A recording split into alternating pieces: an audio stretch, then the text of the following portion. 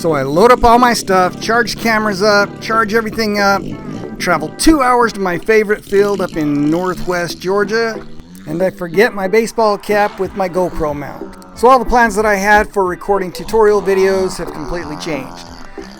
Today we're going to talk about flying in a box, the dimensional relationship of the size of your airplane, the speed that you're traveling, and the area that you need to fly 3D. So when you're flying low and slow 3D, you have the ability to keep everything in a very small and contained area.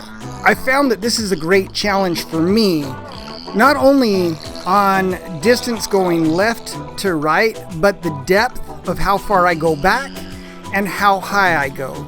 Now, I did screw up. I should have had the camera tilted up just a little bit more because I do go out of the top of the screen a little bit. Living here in Georgia, I have the opportunity to get to fly around some of the best pilots in the world. And what I've found when I fly with them is that they really have a phenomenal control of the space which they fly in. Everything is intentional.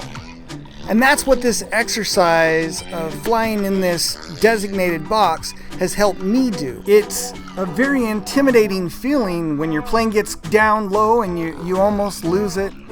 But you build a lot of confidence when you constantly do it. You start understanding the relationship of how high the plane is, what you need to do to bring it down, how many times it will rotate. And I'm telling you, the first time you do a big waterfall at 30 feet instead of 70 feet, or you do a rolling Harrier at 10 feet above the ground instead of 100 feet above the ground, things start building confidence. Your skills increase. The closer you are, the more you can see what's going on with your plane, the better the reaction time you have. It's hard to control your plane when it's so far away you can't really see what it's doing. Trying to implement the micro adjustments to fix a hover when your plane is 100 feet in the air and 100 feet away, it's impossible. The closer the plane is to you, the easier it is to see what adjustments need to be made and be able to make them in a timely enough manner that they're an actual correction. All right, so let's define the box. You want to go out maybe 50 to 100 feet. You want to go up maybe 50 to 100 feet, and then to the side of you around the same distance. You want the dimensions to be similar so that when you look at your plane, it's the same size in all directions. That's going to help you a ton. From there, what are maneuvers you can do? We can start with hovers. You can do Harriers, upright, inverted. Try the out and back exercises that I've shown in the inverted Harrier video. Just simple waterfalls where you go up and just push the tail over and come back the other direction. Look, even if you're not ready to do a full 3D flight or a full high alpha flight, you can always just control your speed and just do simple circles in front of yourself. Try flying inverted and keep it in an area. Do a loop, keep it in an area, but keep it tight and clean and make it look intentional.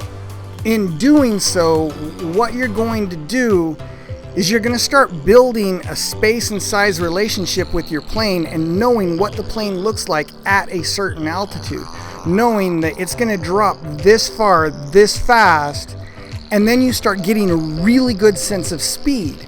And that helps in the overall because having that dimensional relationship in your mind will make your flying look a lot better. It will keep things a lot cleaner, and it'll make it a lot easier to judge how far away from yourself you are, how much you can bring the plane in, how much you can push the plane out, and how high you should be going. What this does is it forces you to always be flying your plane. You are constantly having to control your plane. You're going to find when you start doing these drills that controlling your speed is absolutely vital. When you go too fast, the plane gets away from you really quickly and you go outside of your box and then you got to work it back in. When you start doing that and you get good at it, everything starts looking more intentional. your flying looks more planned, and you feel a lot more in control of your airplane.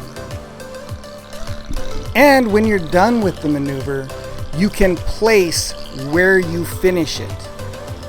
So if I'm doing a elevator, I'm bringing the elevator down in front of me or down at the end of the field so that I can go into the next maneuver.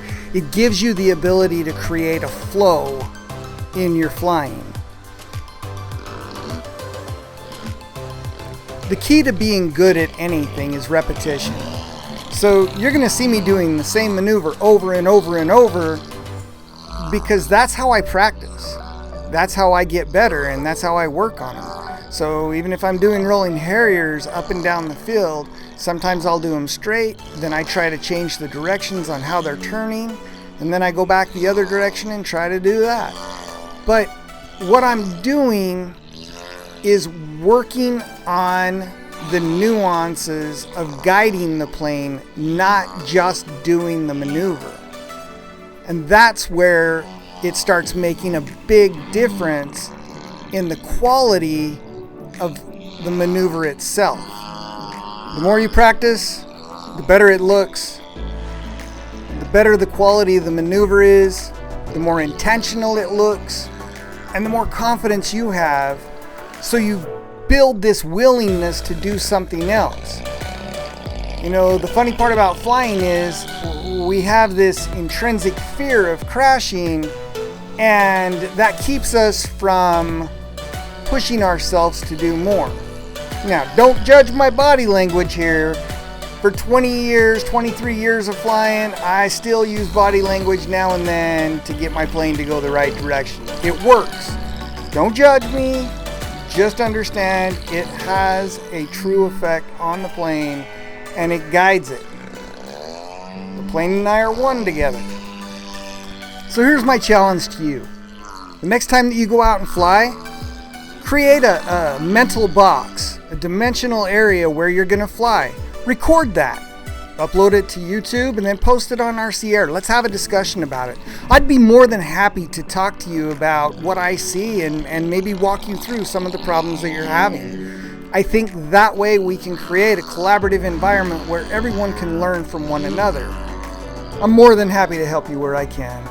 Until next time, please remember to like, share, subscribe, comment below, and as always, happy landings. Take care of yourself. Thanks for sticking around.